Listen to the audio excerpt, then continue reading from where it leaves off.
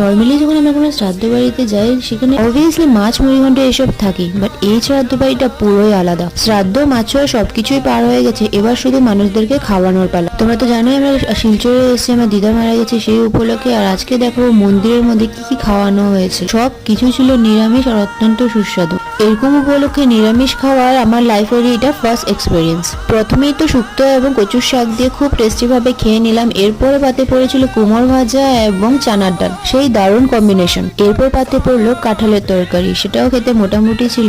দেন একটা ইউনিক খাবার আমার পাতে এসেছিল, সেটা হলো মোচার ফুলের কিছু কারি টাইপের। এইটা কিন্তু আমার লাইফের ফার্স্ট এক্সপিরিয়েন্স, এটা প্রথমবার আমি টেস্ট করেছি। এইটা কিন্তু আমার জন্য বেশ নতুনত্ব একটা ডিশ ছিল, পোস্ত দিয়ে বানানো হয়েছিল, খেতে অনেক টেস্ট হয়েছিল। দেন পাতে পড়লো হলো পনির, এটাকেও পোস্ত দিয়ে বানানো হয়েছিল, পনিরটাও ভালো ছিল। তারপরে পাতে পড়লো চাটনি, আর শেষ পাতে ছিল পায়েস, দই এবং মিষ্টি। আর এরকম আরো ভিডিওর জন্য please subscribe to my channel.